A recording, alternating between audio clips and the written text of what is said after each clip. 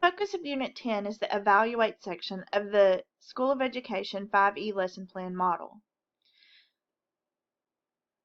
There are many different types of evaluations, the most common being the traditional tests that we're all familiar with. While they're a valuable tool for assessing certain kinds of knowledge, traditional tests are not the only effective assessment methods.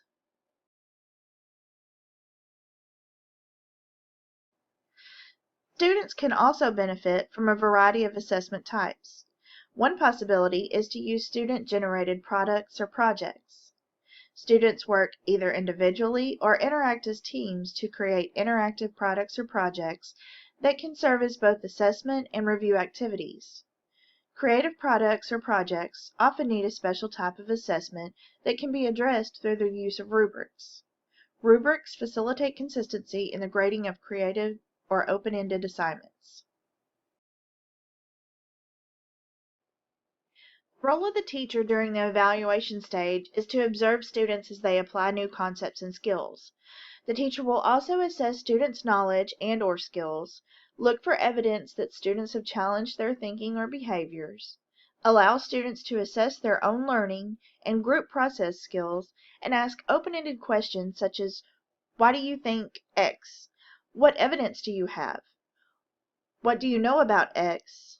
Or how would you explain X? The role of the student in the evaluation phase is to answer open-ended questions by using observations, evidence, and previously accepted explanations. The student will also demonstrate an understanding or knowledge of the concept or skill, evaluate his or her own progress in knowledge, and ask related questions that would encourage future investigations. As the link to cognition in learner-centered instruction, it's important for students to be aware of their own progress as an outcome of instruction. Students construct knowledge over time and may need additional experiences to refine their understanding of the concepts. The objectives for Unit 10 are to review a lesson plan model and discuss its role guiding the implementation of a lesson. You'll describe specific ways that technology support staff and acceptable use policies can be used to assist teachers.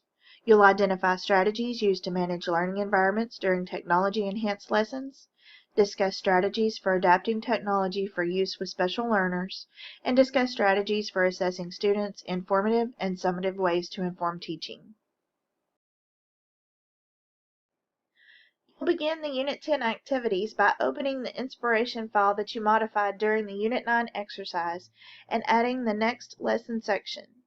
Map out the Evaluate section of the lesson and save it as an inspiration file.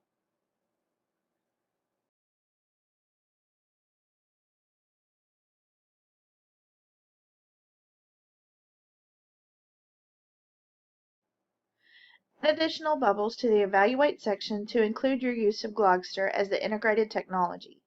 Save the inspiration file and name it with a short, meaningful name such as Evaluate, with no spaces in the name.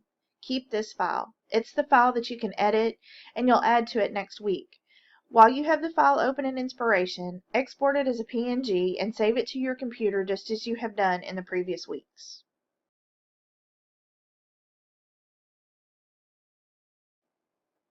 For the Glogster portion of the assignment, you'll create a technology project as if you are the K-12 student. Imagine yourself as the K-12 student who has just completed the lesson that you outlined. In this assessment project, you, as the student, have been asked to reflect on what you've learned through the activity or lesson. You'll then select 3 concepts or facts that you think are significant or relevant to what you as the student learned during this activity. You'll write 1 or 2 short sentences, using complete sentences, for each of the 3 concepts or facts. Using a search engine, obtain a minimum of 5 images that relate to the overall activity. Each of your sentences or phrases should have at least 1 relevant image associated with it. The technology you'll use is a free online poster making site called Glogster.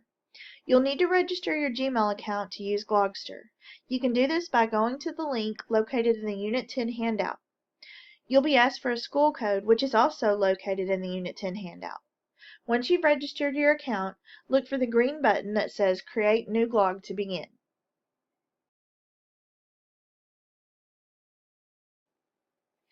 See the resources tutorials located in the Unit 10 handout for more information on using Glogster. You'll then create a simple poster using the required criteria. Glogster will give you a URL. You'll need to place this web address in the text box area of the assignment submission tool. You might want to copy and paste this into an email sent to yourself so that you have easy access to it later.